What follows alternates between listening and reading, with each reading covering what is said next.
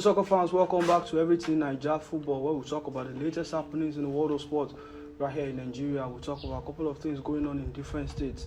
We talk about what transpired over the weekend in the Nigerian Premier Football League and also what went down over the midweek when we understand the Nigerian Premier Football League actions took center stage across different states in Nigeria. We talk about how the Super Falcons were able to defeat their opponents by 4-0, and also NNL resumption date suffers yet postponement this time around. It's good to be back on the show. I have T-Cash right here with me. He makes his debut on the show. T-Cash, it's good to have you here. How are you doing today? I'm good, good day. How are you doing? Together, myself and T-Cash will dissect and discuss the latest stories making the rounds in the world of sports this very day. We begin the conversation from Victor Osimhen. As we understand, he was ranked 8th in the just concluded Ballon d'Or, behind eventual winners Lionel Messi. We're talking Erling Haaland, Vinicius Junior. We're talking Kylian Mbappe of this world. Now, prior to that, his fit for Napoli last season has helped him ranked that high. He won the Scudetto with Napoli last season after 33 years. Also, he was emerged as the highest goal scorer for Napoli in the league. The team got to the UEFA Champions League semi-finals, and then what he was able to do with Nigeria over the period of time has actually helped him. Now we'll talk about his chances of winning the African Footballer of the Year, as he has been ranked with a couple of other players in Africa. We're talking Sofiane Amrabat, we're talking Riyad Mahrez, formerly for Manchester City, and now plays for Al Ahly. We're talking Sadio Mane. We're talking Rami Bensebaini, that plays for FC Dortmund after switching from Borussia Mönchengladbach. Now, T-Cash, let me come to you. Victor Osimhen just concluded Ballon d'Or. He was ranked 8th. And with what he was able to achieve with Napoli last season and what he's doing with the squad presently and with Nigeria, do you think he stands a chance of winning the African Footballer of the Year award? Osimhen, I think he is actually qualified, and I think with the effort he put in the last season with Napoli, I think what he did, what he played for them, is actually worth it to be among those people qualified for it. And with the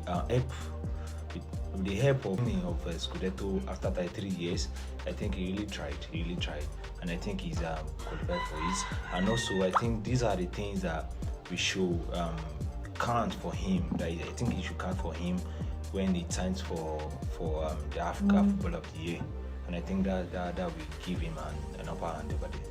All right, now we'll talk about his chances of winning. You talked about him winning the Scudetto with Italian giants, talked about Napoli. But now, we recall back in 2013 when John Obi Mikel lost to Yaya Toure. John Obi Mikel was fantastic with Nigeria, having winning the African Cup of Nations, and in Chelsea too, he won the Champions League. Yeah. Now, we saw at the end of the day, it was Yaya Toure was later crowned the African Footballer of the Year.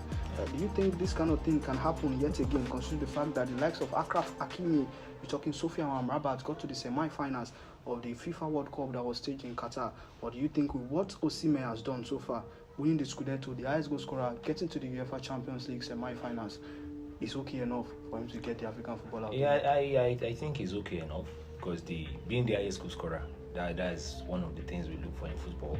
I think he's qualified. He's qualified for the nomination, and I think he's trying. And me looking at him like that, we should all be hopeful. We Nigeria should be hopeful for him to see him at the top. You understand? So now the question is, do you think he will win? He will surely win. I'm hopeful. I'm optimistic about him. All right, T-Cash stays seeking Victor Osimhen to win the African Footballer of the Year award ahead of other players that has been nominated this week for that particular African show awards that will come down later in the year. Away from that, now we'll talk about the African Football League, where we understand Simba SC have crashed out of African Football League after playing the 1-0 draw with Al Ahly of Egypt. In the second round, Al Ahly advanced on a away goal, where in the first leg they played 2-2 draw far away in Tanzania, and the reverse leg was in Egypt, where Al Ahly drawed Simba SC 1-1, and they advanced on a away goal rule. Back in Europe, away goal rule has been scrapped, but in Africa we still make use of it. A lot of Nigerians could recall that the last time they played Ghana at the home ground in Abuja, where Ghana and Nigeria played a 1-0 draw, Nigeria were hedged out of that particular qualifiers, and they couldn't make it to the World Cup, the biggest stage in the World Cup, when they crashed out. And now, aside Al Ahly advancing, we talk about Mamelodi Sundowns that played a barren draw with Petro de Luanda of Angola. 1-0 ended in favor of Sundowns in the first leg, and in the reverse leg it was a barren draw, and that actually helps Mamelodi Sundowns to progress into the next round. Our Nigerian representative Enyimba, having lost to their opponent Wydad Casablanca in Uyo 1-0 ended. They went to Morocco, and it was a one-way traffic, 3-0 bashing of Enyimba. The Nigerian champions were not able to give a very good account of themselves as they suffered yet again, and they crashed out. And since then, they've not actually played in the Nigerian Premier League. We're hoping to see what they can do when they are back on the soil of Nigeria and start to play football again. Now we'll talk about the state of things. How does it look like in the African Football League now after that particular match, where we understand a couple of teams went out of the tournament while some progressed. You're talking Halali and a couple of other teams progressed into the next round. Now as it stands, we are in the finals of that particular contest, where we understand that after the two-legged tie, Esperance of Tunisia and Wydad Casablanca played a 1-1 aggregates. The first match, it was Wydad Casablanca who took the lead, and then the reverse leg, Esperance won. And on penalties, Wydad Casablanca were able to convert 5 of their penalty shootouts, while Esperance missed just one. 5-4 ended after a 1-1 draw. And we're talking Halali and Mamelodi Sundowns. In the first leg in South Africa, Mamelodi Sundowns pipped their opponent Halali by Lungu, and when they went back to Egypt, it was a barren draw. And now, as it stands, Mamelodi Sundowns and Wydad Casablanca will face off in the finals of the African Football League. Away from that, now we'll talk about the Super Falcons. Last week we talked about how the preparations were actually going down, because they flew all the way to Addis Ababa to play an Ethiopian side. 1-1 ended. Ethiopia were the first to draw the first blood before Nigeria equalized through Rasheedat Ajibade. And now the second leg, the reverse stage, was held in Abuja, where we understand Nigeria put 4 goals past Ethiopia. Rasheedat Ajibade getting on the score sheet. We're talking Uchenna Kanu and the Agola herself talking about Asisat Oshoala were all on targets. Now Ajibade scoring, Kanu scoring. In the first leg, they look like they struggled a little bit. Hikash, talking about the Super Falcons of Nigeria, they went to Addis Ababa.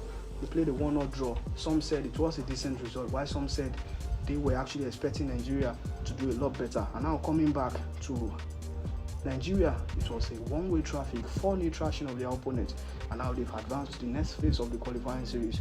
What do you make of Super Falcons' performance over the two-legged ties? At the Super Falcons, they really tried, and in the return we can see they really tried, and which the character, the charisma in which they put for the second leg was okay, in which it resulted to 4-0 of the match, and we against Ethiopia, and I think that is okay. That's nice for the. Now, Tikash, you said that you enjoyed what you saw in the 4-0 thumping of Ethiopians. Now, would you say that Super Falcons are still one of the powerhouses when you talk about African football? With the dominant the Super Falcons showed the last match with Ethiopia, and I will give it to them. Yeah, I will give it to them. They really tried. They dominated the match, and they scored. They give us play of football. They give us the goal display of the football, and they showed they really dominated it. And I think with that's okay. So any day, anytime, you will say that Super Falcons are strong goals when you talk about African football. Yeah, when we talk about the African football, the Super Falcons, they are really trying. Yeah, they are the best now. They are the best. They are among the best now. All right, now away from there, now we'll talk about what transpired over the weekend, and also what happened in the midweek in the Nigerian Premier Football League. Over the weekend, Gombe United makes it 2 wins in a row after they defeated Plateau United by a lone goal, and now they've been able to win 3 out of 5 games as a weekend. And now the battle of the former champions ended in favor of the Coal City Boys of Enugu when they defeated Kano Pillars in a 4-1. Bendel Insurance at the Samuel Ogbemudia Stadium were held to a 1-0 draw by Aqua United. Promise Keepers were yet to win a league game this season. I've got 5 goals, 3 goals in the first match against Bayelsa United, and also 2 goals when they visited Enyimba in Harbour. And now, more or less like an improved performance. They showed character, the team synergy was there, the cohesion was there.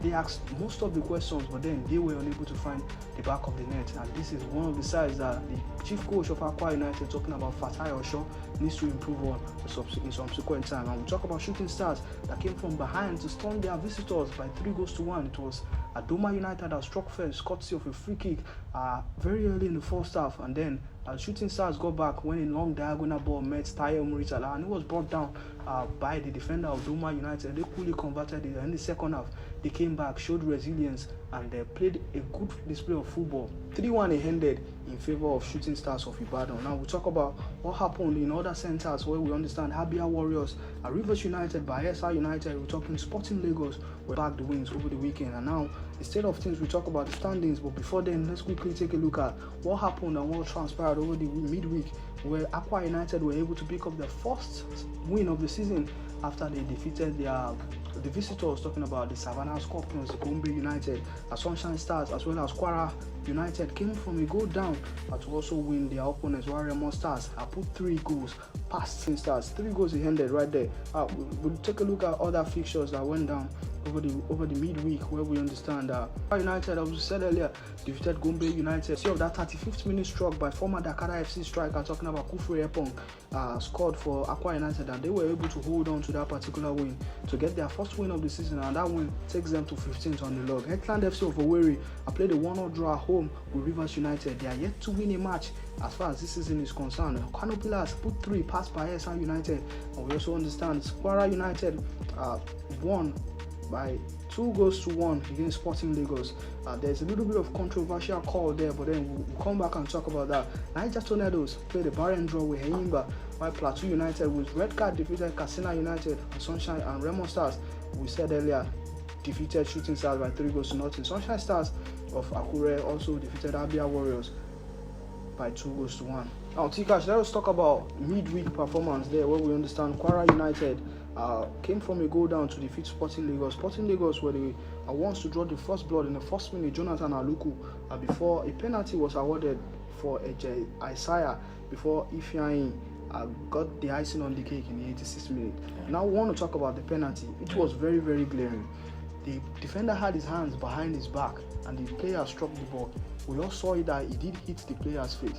What do you make of the officiating giving the penalty to Kwara United in that particular thank you. contest? The penalty, know what it's. Yeah, let's be factual. Because me looking at the referee, he was right there in front of the player, and the player's hand was behind him, while the referee gave the penalty, blew the whistle for them.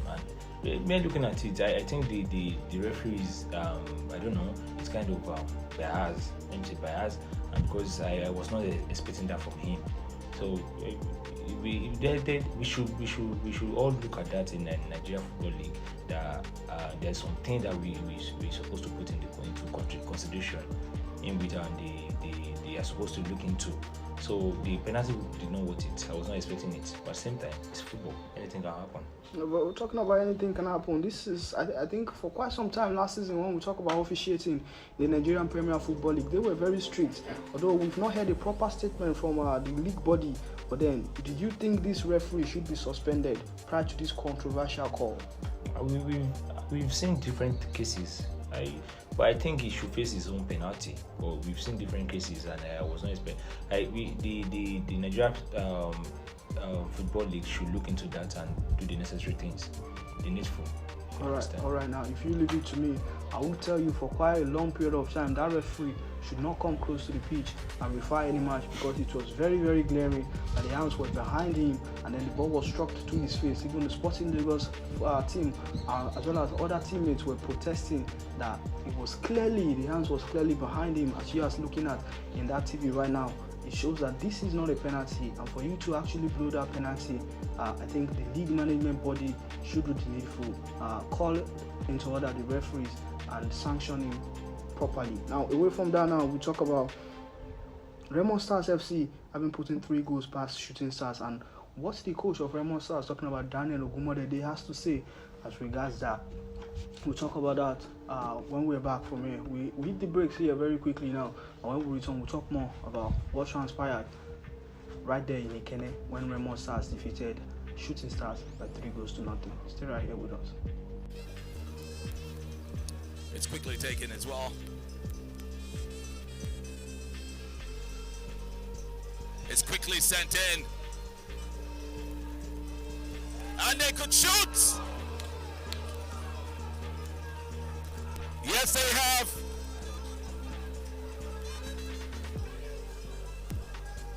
for United. The Remo Stars talisman, eyeball to eyeball. Can he make it for Sikiru? Steps up, top right corner. And Remo Stars are shining in Ikene.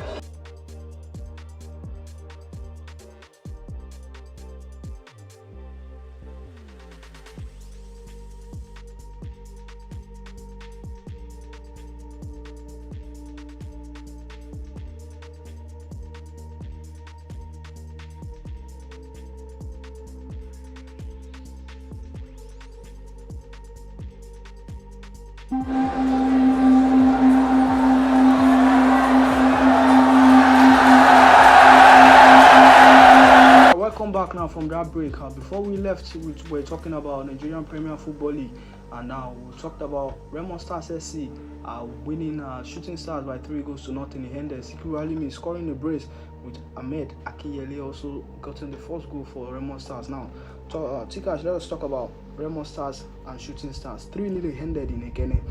Remo Stars this season have been fantastic. Just one loss to Rivers United so far away from home.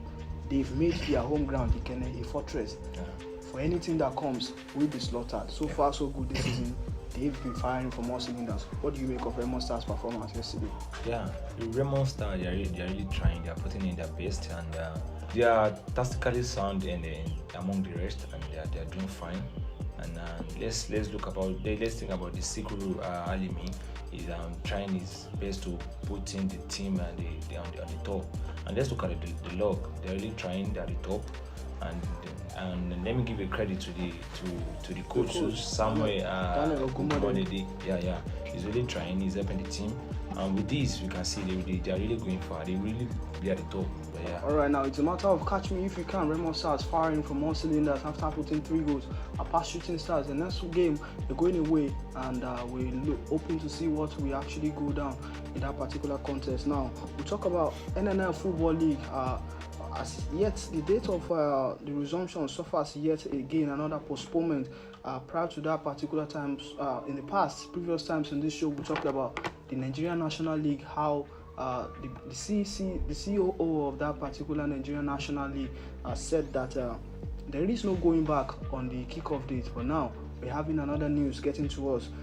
From the statement, they did stated that they regret to announce that the league season will be postponed after the initial date has been planned, although the season was originally planned to kick off in Uyo, Akwa Ibom State, and it has been postponed to a new date which will be communicated to the teams once the club has finished the formalization of registration process. The statement added that the clubs are advised to complete their registrations on or before November 3rd, 2023. So we're hoping to hear from the COO of NNL on when the new date of resumption of the Nigerian National League will actually be announced, and we're hoping to see that all teams that will participate in this season Nigerian National League will be done with their club licensing and registration. And now away from that, now we'll talk about Nigerian players in diaspora, how Nigerian players fared over the weekend. We're talking Kenneth Omeru, that was in action for his club Kasim Pasa in Turkey. We're talking Dele Fisayo Bashiru, Stanley Wambali makes the cut again this time around, but then with Chippa United he was in between the sticks. We're talking Olisah Inda, and we'll go to Russia. We'll talk about what happened over the weekend when Spartak Moscow lost. Victor Moses was on the bench. Kelechi Iheanacho, that man can't just stop scoring. He was on the score sheet again for Leicester City as they got the win over their opponent. So quickly, let's join Debbie as she takes us through Nigerian players in diaspora. On this week's episode of Nigeria Players in Diaspora, we begin from England. Jamilu Collins lasted the distance in Cardiff 2-0 away win over Bristol City in the Championship side. Kelechi Iheanacho was in action as Leicester extends winning run, while Wilfred Ndidi was not named in the squad. Frank Onyeka helped the Bees beat Chelsea at Stamford Bridge. He was booked in the 85th minute. Musi Simon's side Nantes lost 4-0 to Housey Lens in French League 1. He was substituted off in the 60th minute. In Russia, Victor Moses was an unused substitute for Spartak Moscow as his club bowed to a 2-0 loss to Fakel. Peter Olayinka scores for Red Star Belgrade in their 1-2 away win against Belgrade. Stanley Nwabali was in between the goal for Chippa United as they shared spoils with Amazulu in PSL. Olisah Inda's contribution could not power Buccaneers to a clean sheet as they played out a thrilling 1-1 home draw against Polokwane City. Fisayo Dele Bashiru was paraded as Atayaspor stumbled to a 1-2 defeat at home to Kesirispor.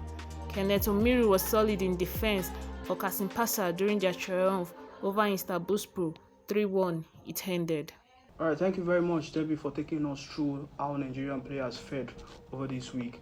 It's been nice to have you here, T-Cash. Thank you for stopping by. You're welcome, Marito. Thank you. I'm really happy to be here. All right, this is how far we can go on to this episode of Celebrating Naija Football. Do well to join us again next week. Hit the subscribe button and also like our video so that anytime we drop a new video, you get to see a notification. Thank you very much. We'll see you on the next one.